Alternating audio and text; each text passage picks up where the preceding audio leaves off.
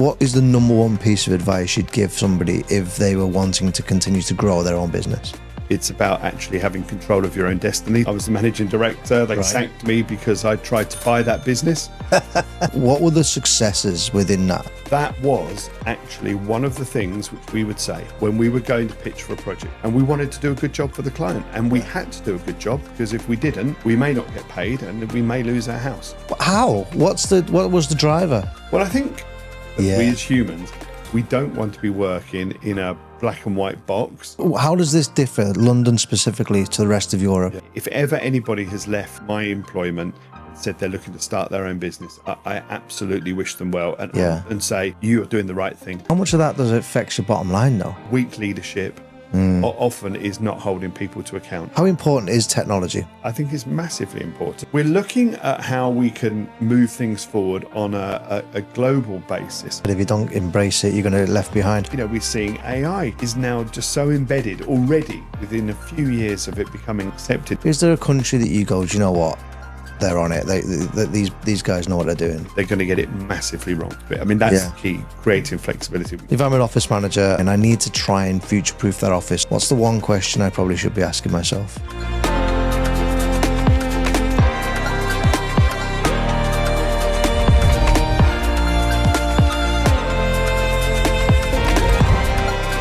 Welcome to the Future Workplace podcast. Now, the idea behind the podcast is that we bring experts onto the channel to talk about what the future of workplace looks like. What the hell does it look like?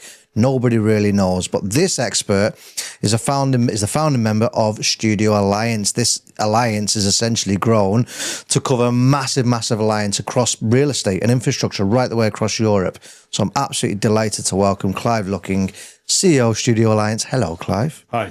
Welcome to the show. And I know it's not a massive long journey for you, so about 5 miles. yeah, we're all right, aren't we? CEO Studio Alliance. We're going to go into that in a minute. We're going to talk about what that is, why it's important, what pain it solves, etc., etc. But I mentioned to you a few minutes ago, I always try to understand the person that's sat in front of me. How did you get here? How did you get to the point where you are the CEO of a massive global network?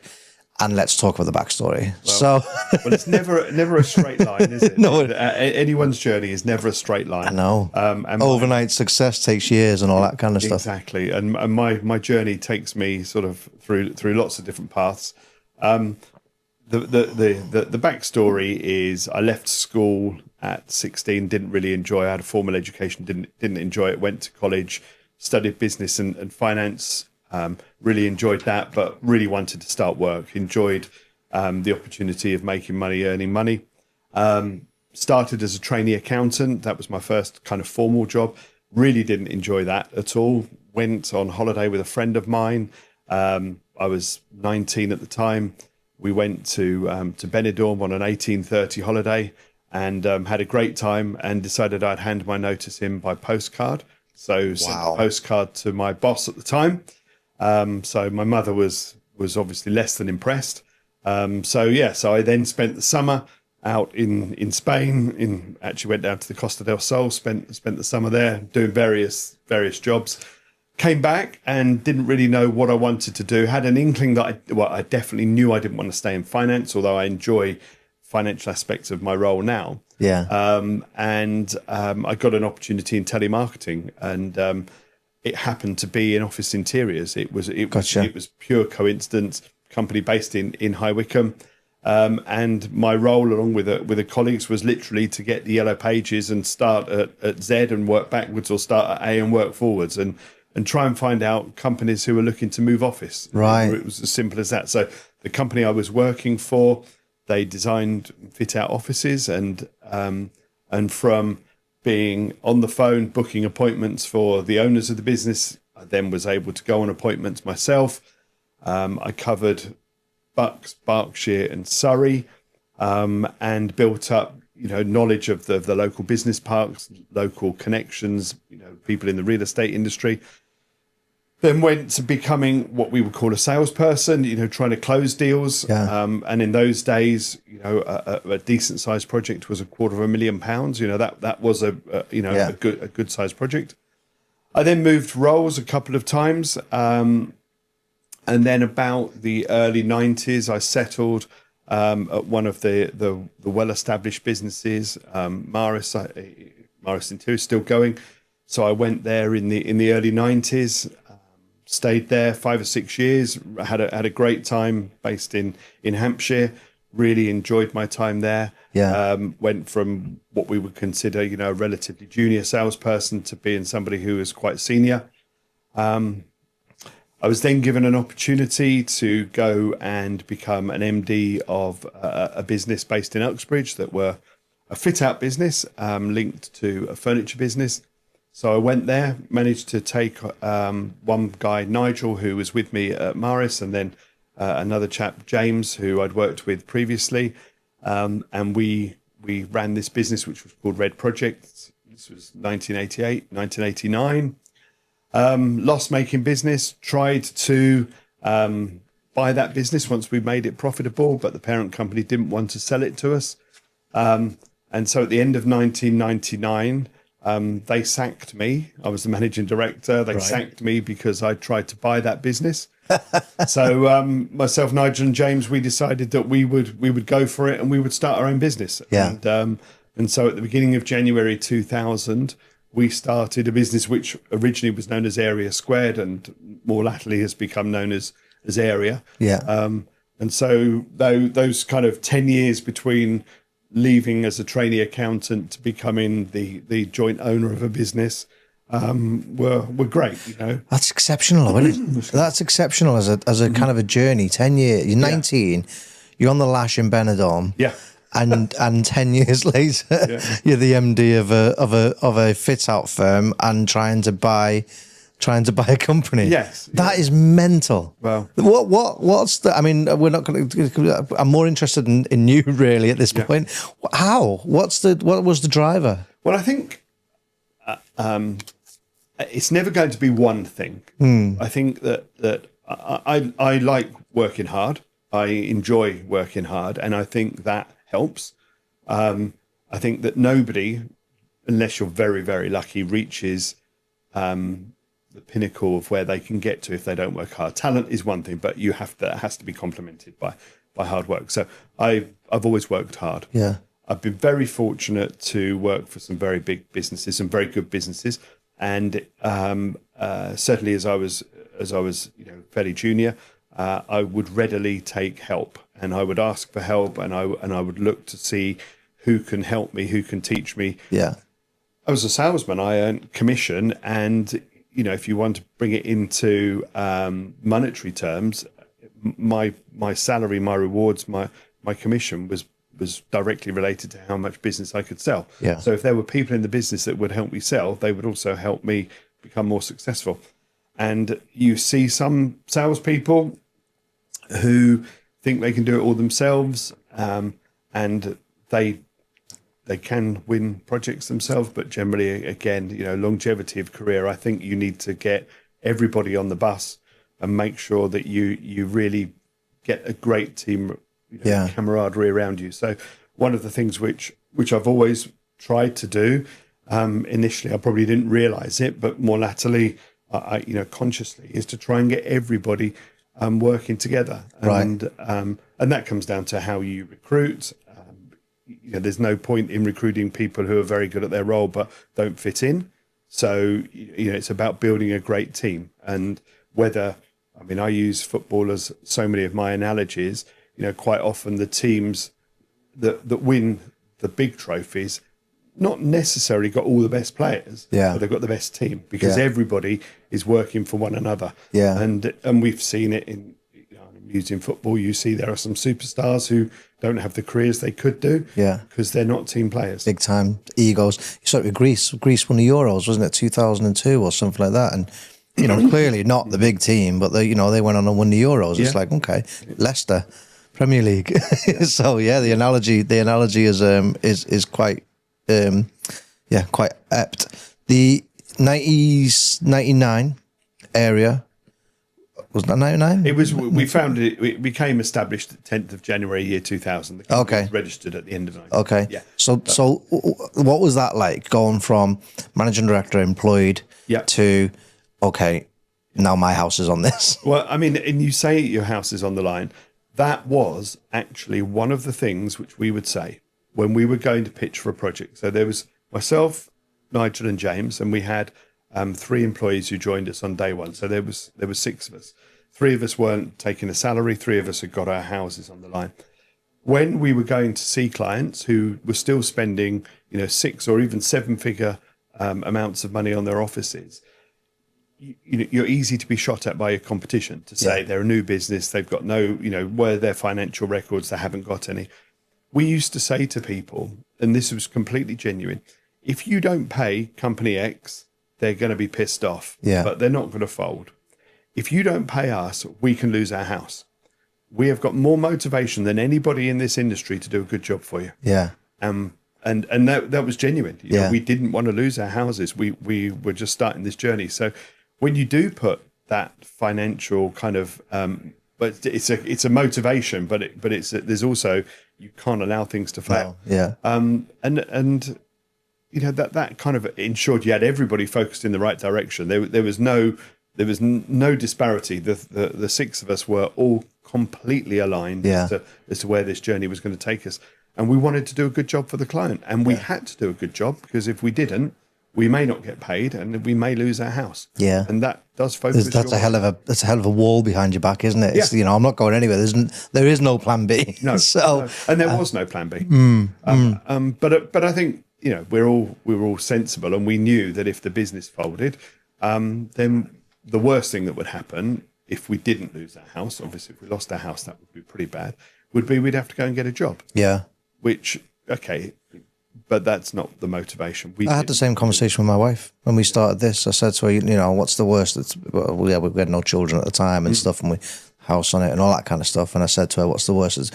She said to me, what's the worst that's going to happen? And I went, well, I have to go and get a job at somewhere else. And she went, crack on then. Yeah, exactly. And the upside can be fantastic. Yeah. And it's not just about the money that we all earn.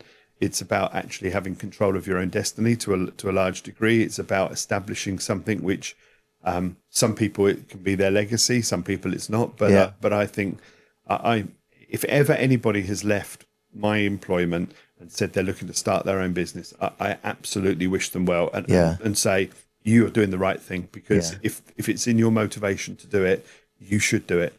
And something which I say to my children, who are 14 and 19, one day you should look to run your own business. Yeah. Why wouldn't you? Yeah, no, absolutely. And like you say, the upside is great, but with it, there's a lot of headaches. You got to 160 million of revenue. Yeah. With Area. Yeah. What were the successes within that? So, is there a big name? Is there a big logo? Did people buy into that story of my house is on this? Yeah. What was that? Well, by the time we got to 160, my house wasn't on the line. Yeah, so, I wouldn't. I'd hope not. so that ended after a year or so. I think that that in our industry, you can't go from 0 to 160 overnight. It takes time. It takes really building with strong foundations. And this is something which I think is relevant, again, to any business. If it's built on strong foundations, it's got so much more chance of success than if it's just built, just chasing a project, chasing a client. So we had, and Area continues to have, an absolute grade A client list, some amazing clients. I think the single most important factor, though, of growing a business is the quality of the people who work with you. Yeah. If you recruit badly, you're really in trouble. Yeah. So we were very fortunate that we were able to recruit very well. We recruited, when we were a relatively modest-sized business, we recruited people that we liked. And if we didn't like you, then we probably didn't give you a job, even if you were talented. Yeah. As you grow as a size, you can't apply that rule all of the time. But you want people who are committed. You want people who are professional. You want people who aren't just here to take a salary. Yeah. We want people who want to drive forward. And I think now, I look in so many businesses, and you can instantly see those people who just turn up to take a salary, and those people who are really driving a business forward. Yeah. And I think that for me, that's the differentiator. if your company is full of salary takers, you're never really going anywhere. If you can have more people who are pushing forward, you've got more chance of getting forward. Yeah, absolutely. And I think I want to come back to generational changes in a minute, because obviously you've lived through, some of the generations that are now coming through. I'm a little bit earlier in the game than you are, so I want to come back to that in a minute. So let's talk about the exit, which will then bring us on to Studio Alliance. What's the story there? We mentioned over a coffee, didn't we, beforehand, around COVID time, and you're starting to have those conversations. What's the story about the exit? How did that come about? Well, the exit is a story which has been well documented in other sources, where I made some mistakes and had to pay the penalty for those mistakes and continue to. But I reached a point where it was far better for the business that new CEO, new leadership team took over, and they have done an amazing job. So that created an opportunity for me to kind of take my skills and look, where can those skills be perhaps better focused, or actually for me, where can I develop and grow more? And I felt that Europe was going to be the place to go. So that Brexit, everything else that went on at the time, created an opportunity for me to look further afield. And that's where Studio Alliance came about, which was to try and create an alliance of businesses throughout Europe that could complement one another and really be so different. There's nobody else who does that now. Yeah. How does it work? So an alliance, a network. So one of the questions we always try to answer in this podcast is, if I'm an office manager and I get stitched up with, right, we've got a lease coming up, go and find us a new space, our recruitment plan is X, our growth trajectory is Y, go and find me a new space, and I've been stitched up because I'm the office manager. The question I always we try to answer on this is, what does the office look like in the next 5 years? What should you know that you potentially don't know? Yeah. Where does Studio Alliance fit into that? So what we've tried to do with the Alliance is create a vehicle which, first of all, doesn't compete. No one competes with one another. So if you're the owner of a workplace expert in any country and you want to improve, how do you learn from anybody? Well, the people you could learn from is your competitors. So, of course, everybody keeps all of their secrets to themselves. Yeah. So what we've done is we've created a platform now where we have one member per country or territory, so there's no competition. So the ability to share knowledge and share experience is absolutely transparent. Yeah. So the British company can talk to the German company, the Germans can talk to the Dutch to the Spanish. It's not like we've got 3 German members or 3 Dutch members, and therefore you have a competitive tension in the room. So what we've really tried to do, embed within the alliance, is knowledge share. Yeah, that is absolutely crucial, and experience share, because knowledge is experience, and vice versa. So what we've done, we've created something which people want to be part of. Studio Alliance has become synonymous with quality. So if you are a member of the alliance, you are a quality business. We do our due diligence. We meet the people. We go and see sites. We talk to clients. We check that anybody who joins us is not just wanted to take. They've got to give as well. What can they impart?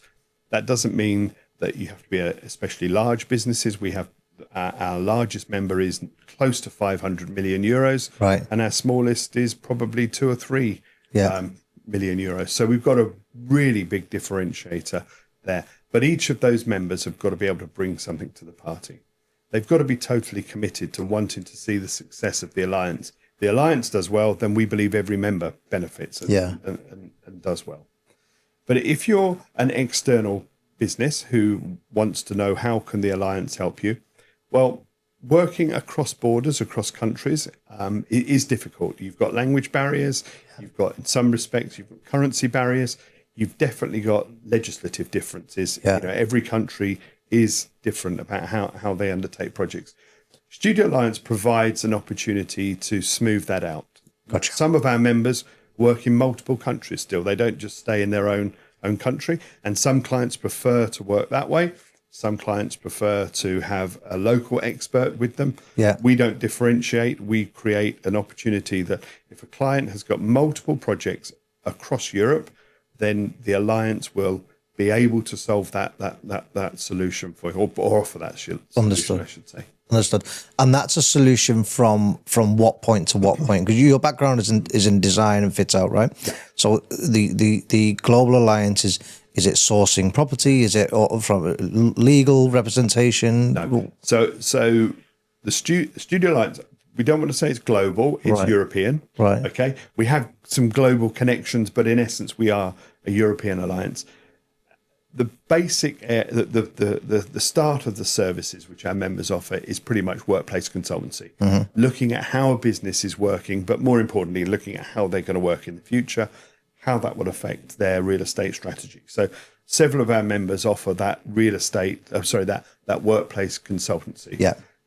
From that, there is either a project in a new building or a project in an existing building. So it's then going through the whole design process, from conceptual design right through to as-fitted building, as-fitted drawings at the end of a project. And then there's the ability to act as the contractor. So some of our members are what I would call design and build businesses, who offer all of that. We have a couple of members who are more architectural and project manager. And then we have a couple of members who are general contractors who offer design as a kind of bringing it forward. Understood. But yeah, so it's everything to do with the workplace itself. But we don't have real estate advisors who are looking to search. We don't have lawyers. That's not what we're about. So from the point of identifying property at that point on, I want to talk a little bit about your experience across Europe. So we're going through a phase here in the UK. There's a supply and demand challenge. I think in London there is this hybrid working approach. There is managed offices versus traditional offices. Yeah. What's the rest of how does this differ, London specifically, to the rest of Europe, if at all? I don't think it really does differ. I think that the real estate market is fairly the same. I mean, you've got different rents, you've got different qualities of buildings. Certain cities are more accessible than others. Obviously, London is, I think it's the second largest real estate market in Europe. I think Paris is the largest. So it's got all sorts of buildings, it's got all sorts of challenges. So I don't think London, the UK, is any different to any of the other countries if you were kind of looking at high level. Each country has got its own different quirks about different buildings and about different approaches. You know, some of the countries are what we would call a landlord-driven market, where the landlord fits out the space and the fit out is rentalized as part of the lease. Yeah, that's not the case. It is offered, but it's not generally the case in the UK. London is majority of the projects are tenant-driven opportunities, or the co-working world, which is obviously hugely growing. You know, offers that alternative where you kind of got a quasi landlord doing the fit out. Are companies changing their approach to this then? So again, the question is looking at the next 5 years. HSBC, for example, take a big place take a big place. They take a smaller place in St. Paul's and then realise they've probably not done it right and gone back to Canary Wharf again. What is it over the next 5 years that companies need to be thinking about? You've got hybrid working, you've got the growth of AI.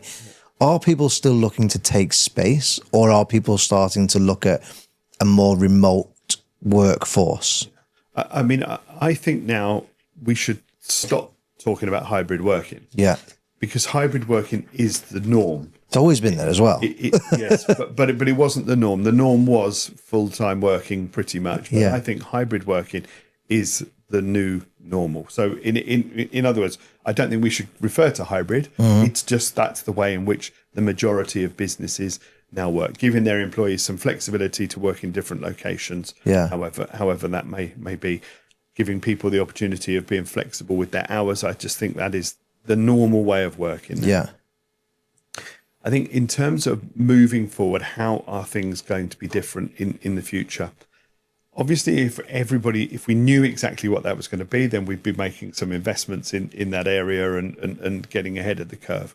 I think that you generally can see the direction of travel, which is certainly more flexible. People want flexibility.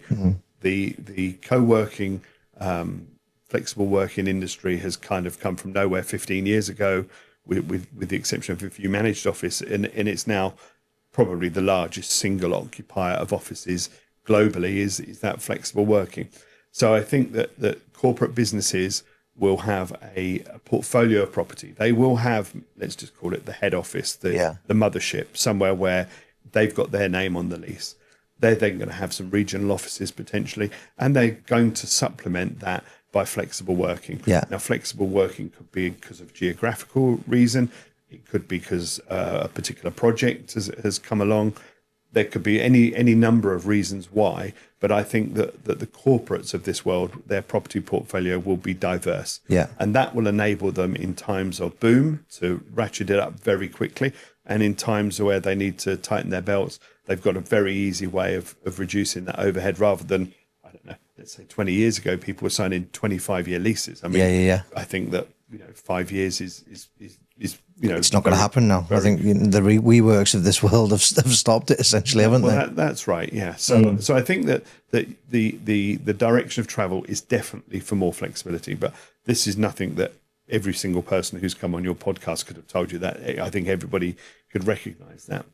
I think what will be different is actually what you get from within an office. Yeah. And again, I look in my opinion, the office, because we worked from home with a degree of success during lockdown, people want some of those home comforts in the office now. Yeah. And how businesses interpret that, I think, is going to be how successful they are at retaining their staff. You can mandate staff to come back to the office if that's what you want, or you can say come in when you want if that's what you want. Yeah. But I think actually the best businesses are the ones where people are in a building together. That collaboration and that learning that you can only get really from being together. I was going to ask you that question because earlier when you were talking about your story and area and the growth of that, and you mentioned the importance of people and bringing people together and people being aligned to a specific mission and everybody pulling the same direction. And in my mind, I might be simplifying this quite a lot, but in my mind, there seems like a friction between what that sentence is versus what the people want. Yeah. So where, as a manager, as an owner, where do you sit on it? Well, I would say I'll take a slightly different view is as a father. Yeah. So my son is 19. In the next few years, he's at university at the moment. In the next few years, he's going to be coming into the workplace. And I would really encourage him to work for somebody where you are in an office and you are meeting people on a day-by-day, hour-by-hour basis. Yeah. What you learn from listening to people, seeing people, hearing people is so much different than what you learn on a Teams call. Mm-hmm. It's just light years away. So I play golf with a guy who's 24, 25, and he works for one of the big broadcasters. He is a translator for the ticker tape on there. And he goes in his office once every 2 or 3 months. He works from home. And I say, I don't know how you do that job. Yeah. You have no connection no contact with anybody. You do your job, log off, go and play golf. But for me, I think that getting with people is so important. I'm with you. I'm with you. We go to the pub because we want to go and have some human contact, human connection. We can all just sit at home and watch TV, or we can go to the pub and watch the football. Yeah. We do it because we want something more. Yeah. And I think it's so important that. But again, I think that if you mandate it as you have to be in the office 5 days a week, I think that you won't get the right rapport. You've got to create the environment that people want to come in. Yeah. That's a challenge. Now that I'm in this seat, it's a challenge that I'm even finding myself. Hey, I hope you enjoyed the podcast so far. I'm just going to take a quick 30 seconds of your time to explain to you one of the biggest problems that people have when it comes to fitting out their new office space. And that problem is they get AV in too late. When you get AV in too late, what happens is they treat it as an afterthought. They treat it as a bolt-on. It's a few screens on a wall. Let's just put some screens on and make it work. Massive, massive, massive mistake. And we see it day in, day out, where people treat AV as an afterthought. To try and avoid that mistake, you need to bring AV and the design of AV in really early as you possibly can. Now, to try and help you with that, we've put together what we call an AV bundle. It's a bundle. The link is in the description below, and it gives you the ability to configure your own AV meeting room so you know what solution you're putting in the rooms. It gives you a risk map for the project so you know when to bring AV in, and it gives you a budget calculator so that you can budget AV in early as opposed to later when you realize that AV, frankly, isn't as cheap as what everybody thinks. So grab the bundle below. get AV in as early as you possibly can and avoid the mistakes that lots of our clients actually do when it comes to refitting their offices. Is there a country that's nailing it? See, you know, you've worked across 32 countries, you've got this European presence. Yep. Is there a country that you go, do you know what? They're on it. These guys know what they're doing. There isn't a country that's nailing it, but Right. there are some people in all of the different countries who are nailing it. Right. And so what are they doing that makes you, you know, I mentioned when I was asking the question and I could see you nodding along and you knew the answer before I finished. Yeah. Why did that company spring to mind? What are they doing? Okay. So I think one of the key things is, my area of expertise is actually, you know, designing and fitting out offices. That I'm not a philosopher. I'm not a change manager.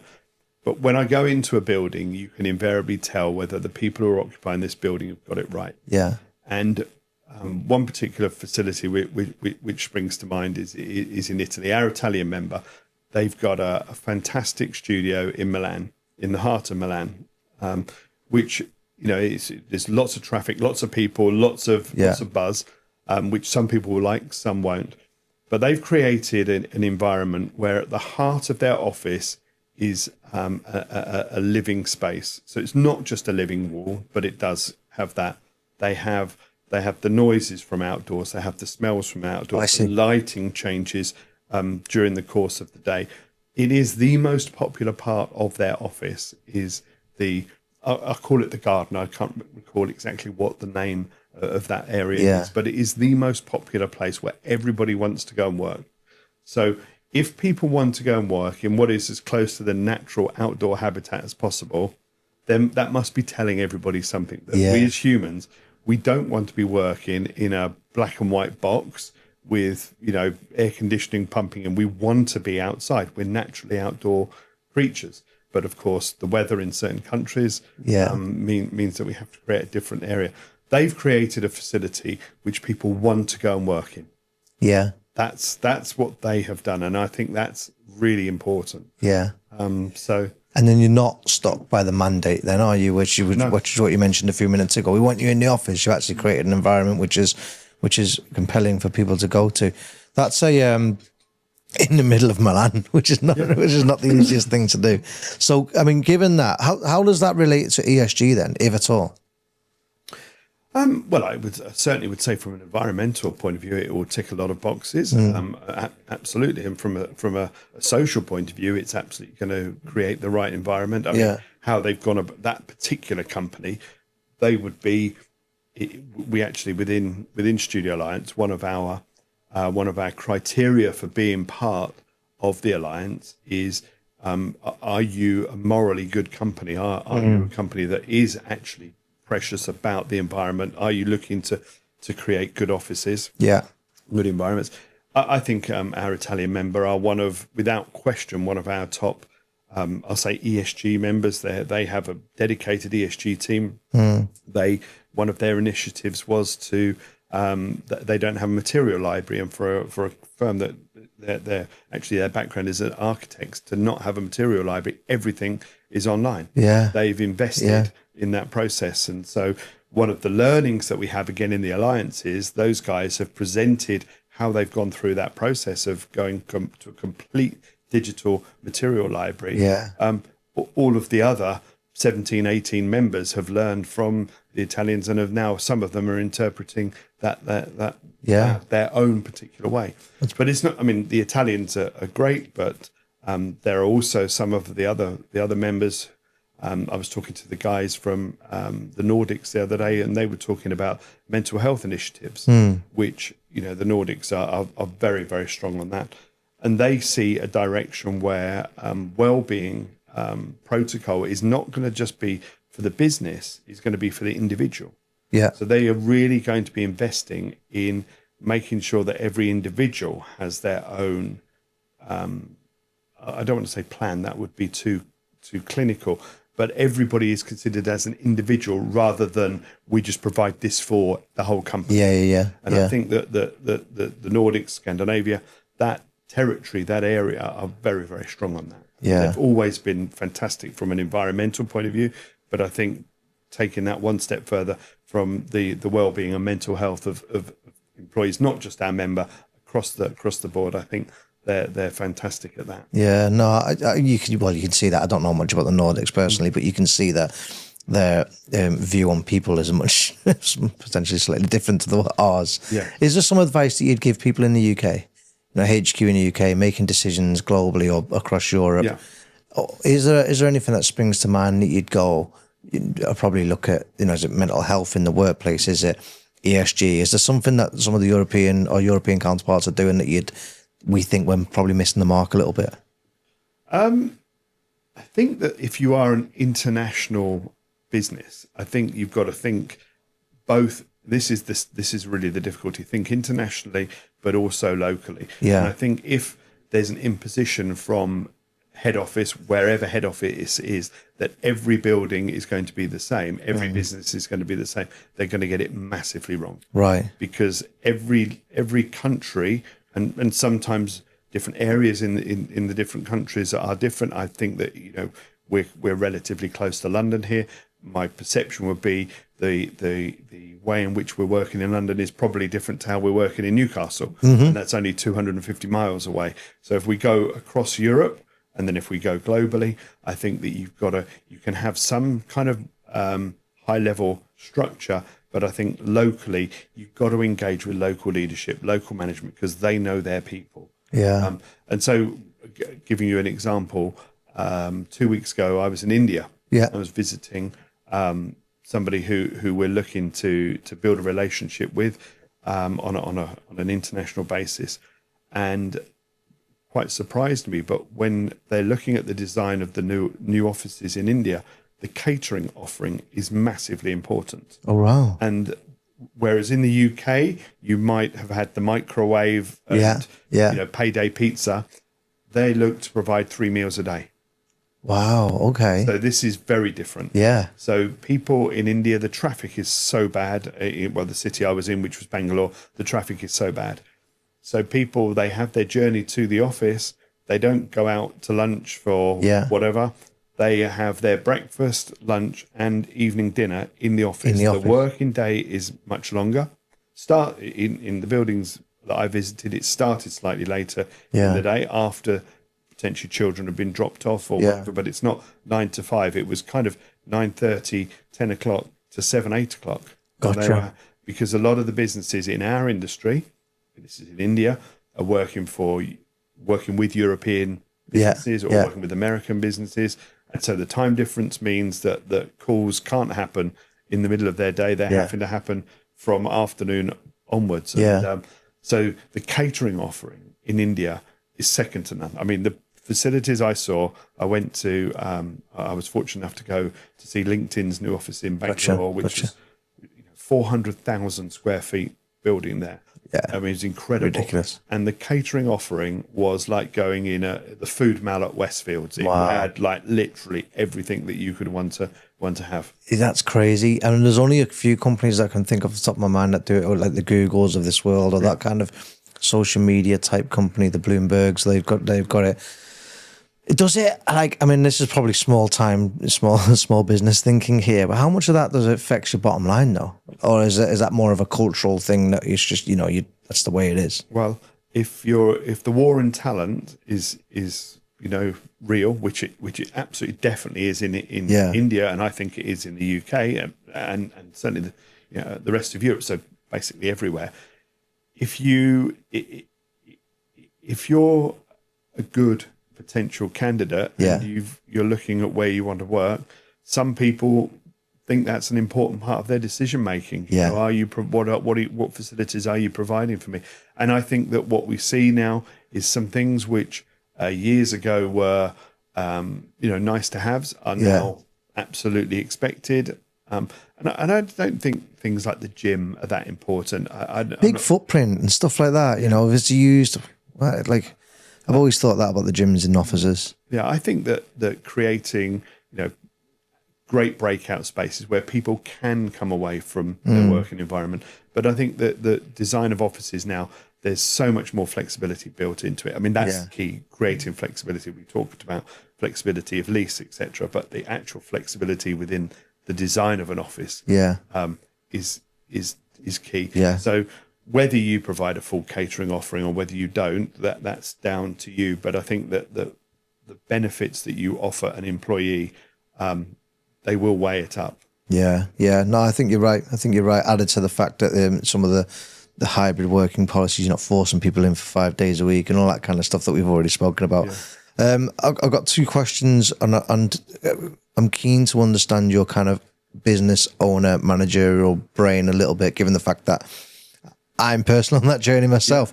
Yeah. You've gone from 0, we mentioned a minute ago, 160 million in revenue.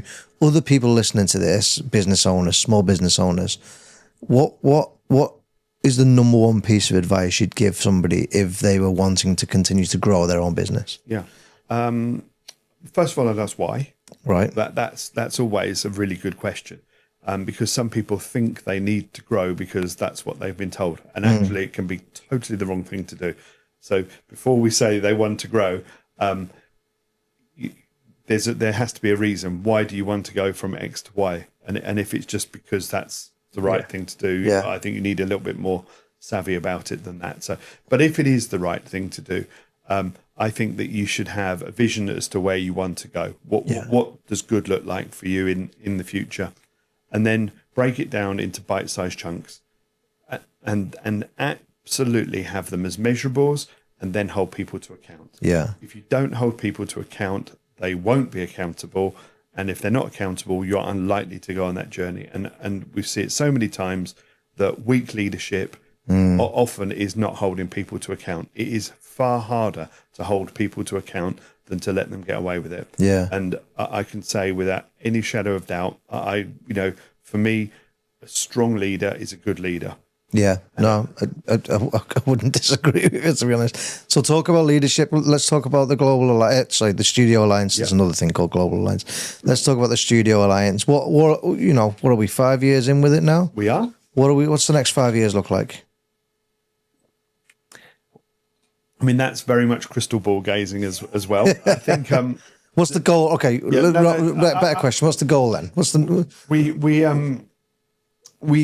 We're looking at how we can move things forward on a global basis, but differently. The alliance works really well by being a European alliance. We're only stretching two time zones. There's only 2 hours between one member and another member. That works really well. It means we can connect really well. Yeah. So we talk on the phone once a week. We have a call every week, which is unique, and we meet in person 3 times a year. If we want to go global, we're not going to be able to do that. We're not going to be able to get that level of commitment. But what we have seen is people have connected with us, contacted us. We've had approaches from Africa, from Middle East, from India, and from Australia of people who've said, how do we become part of your alliance? Mm-hmm. What we're offering to the end user client is seamless transition throughout Europe. So can we offer that seamless transition globally? Yeah. I think we can, but I think it will have to be different. I think that we will have to have what I would say global connections rather than global members. Yeah. So we will be talking about how we can help clients globally, but probably not meeting every week. Maybe meeting in the flesh once a year, not 3 times a year. Yeah. Maybe not sharing an ESG initiative when it's just come about where we can talk about it next week. But maybe things will be different. But I see Studio Alliance having global connections, but still really working European members. The other interesting thing is all of our members' core business is around the workplace. Mm-hmm. We're 18, 19 members at the moment. Every single one of them is an expert in the workplace. But at least half of those members are also experts in hospitality. Yeah. So one thing which we try and do is we try and create a platform so those experts can still connect. So we're now having a situation where 10 of our members are getting together and talking about hospitality, which apparently transfers from country to country far easier than office work does. So that's something which we're looking at about how can hospitality kind of work alongside the workplace. I'm seeing a bit of a shift in that. So in terms of, we mentioned it, didn't we? Called having food experiences, breakfast, lunch, dinner.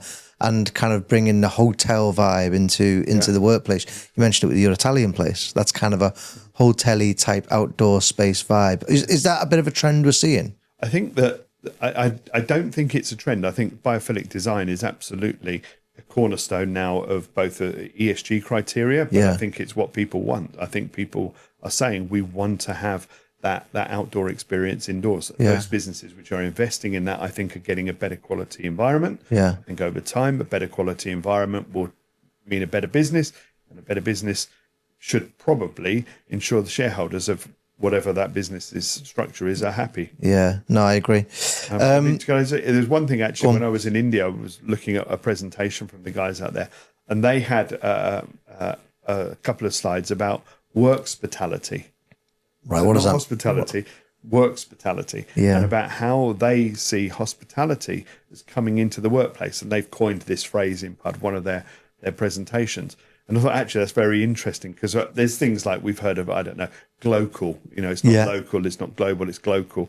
And that kind of merging of those two words, I see that as something which is clearly happening. And whether you use the example of multiple food vendors in an office, which is similar to what you might get at a buffet in a hotel, there are facilities that are happening within the workplace which you probably could get from the hospitality industry. And co-working have done that and done an amazing job of creating a different feeling when you go into a flex office rather than a traditional office, that you do feel you've got more of a hospitality feeling. Yeah, it all comes back to the human, doesn't it? Have you met Caleb Parker? I know him. Caleb was on the podcast a few weeks ago, and his is out there, but he speaks a lot about that kind of hospitality in the workplace type scenario. It's quite interesting how all of these podcasts all start linking together. Look, we need to start looking to round it up a little bit. One of the big things I always try to get out of it, and it's the crystal ball question again, which is always a difficult thing to answer. But if I'm an office manager, I get requested to the office to go through an office move, whether it's here or Paris or wherever it may be, and I need to try and future-proof that office so that it's relevant in 2030. What's the one question I probably should be asking myself?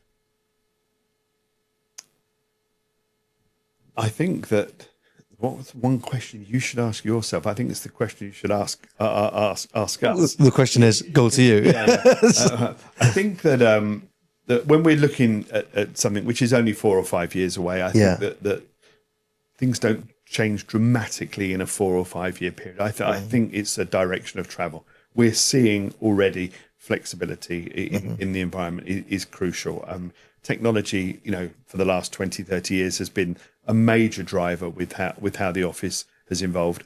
We're seeing with furniture suppliers now, though, where the true circularity of installation of product, where people are able to, manufacturers are now offering, we put the product in and we'll take it away again in the future. I think that if you can truly create that circularity of a fit out, that can be really exciting. So I think that if you're looking 5 years away, I think that there won't be huge changes in 5 years, but I definitely feel that the direction of travel is creating much more flexibility, circularity of the economy within that, within the fit out.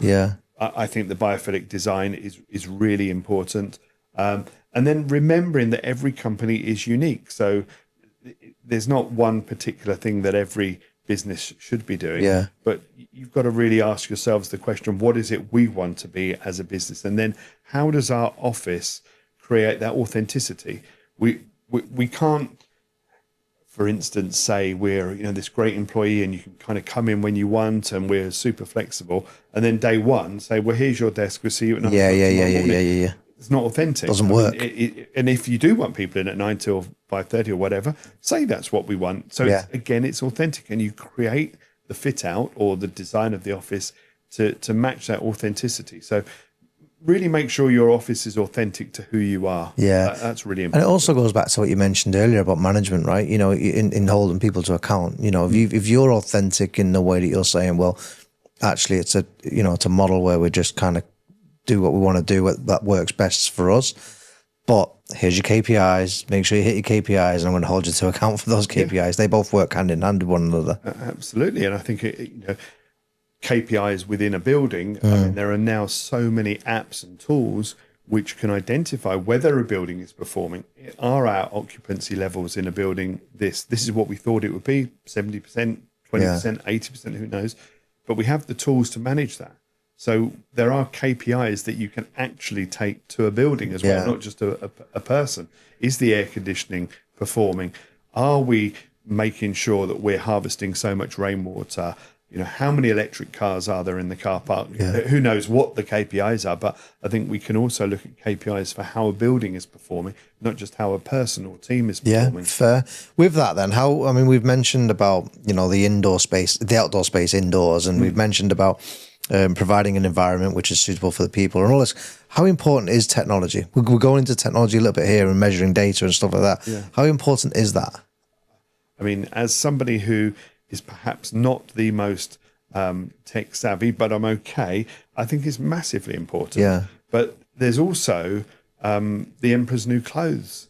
I went to a prop tech conference and I was looking at some of the exhibitions and listening to some people talk. I mean, so many times I felt that people were designing products for solutions that aren't needed. Oh, yeah. So I was there last week. Right. Okay. So I think that technology is so important, but it's got to be the right technology. Yeah. We're seeing AI is now just so embedded already within a few years of it becoming kind of accepted. It's now embedded in so many companies in the way in which we work. Let's make sure that everything's got a purpose, and it's not just because it's the latest buzzy thing or trendy or whatever. Well, even AI, I still don't know. Like, so obviously everyone's using it for things like creating documents and all that kind of stuff. But even now, to this day, I think, what's the real world practical application of this? I still don't actually know. And I've had AI experts on the podcast. Yeah. Just who knows? Some of it's nice, and there's a trend at the moment on LinkedIn where people are making caricatures of themselves. Yeah. So what? Yep. I don't get it. Yeah. Well, I think it depends what it is. Yeah. And I'm sure there are far bigger brains than mine that will be able to tell you. But there's no question that it makes our life easier at doing a lot of menial tasks. Absolutely no question. And the power and that can come from it can help pretty much every business.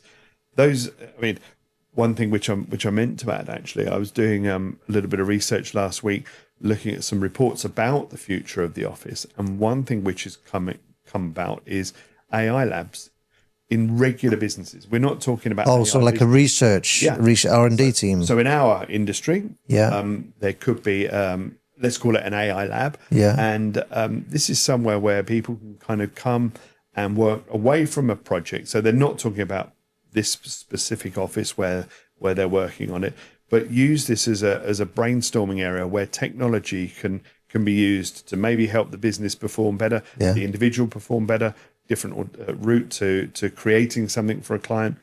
So I think that actually what's clear is if you are a business that is afraid of AI, you are going to get left behind. Yeah.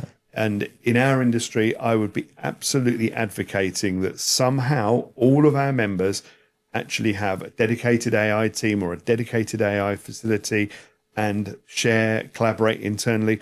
And we're already finding now one of our regular calls that I mentioned on the Tuesday morning centers around AI. So the members come together and they talk and they share their experiences of what products they're using, how they're using it. Yeah. And it's a real good talking shop. Some members are completely front and center on that journey, some less so. Yeah. And it's not it's not the countries necessarily that you would think are at the front or at the back. It's a whole melting pot. Yeah, I think you hit the nail on the head. If you don't embrace it, you're going to get left behind. Absolutely. We need to round up, and as much as I enjoy our conversations, we can't continue to chat all day. Clive, this has been great. Let me finish with this. If anyone has any requirements to try and get hold of you, to try and get hold of Studio Alliance, if they want to learn a little bit more about you, how can they get hold of you? Well, you can certainly find me on LinkedIn. I'm trying to be more active, embracing that Caricature images and stuff like that. Do you know what? You say that. Would you believe I was messing around with my daughter yesterday and I said, I've just seen this chat GPT one doing a caricature. So we did the caricature together. Yeah. I never meant to take the piss out, yes. Honestly. I haven't posted it though. No, I think that if you're a client that is looking to undertake a project anywhere in Europe, and particularly multiple locations around Europe, then our alliance is absolutely there and able to help you, whether it's just initially as a consultant at the beginning of the process, or acting as your designer, architect, or as your contractor. Let's have a conversation, and then I'd be delighted to direct you to the best member who will be able to serve you. So whether it's a small project or multi-location, we're there to support end user clients. Clive Lucking, CEO, Studio Alliance. Thank you. Thanks for coming on. Cheers.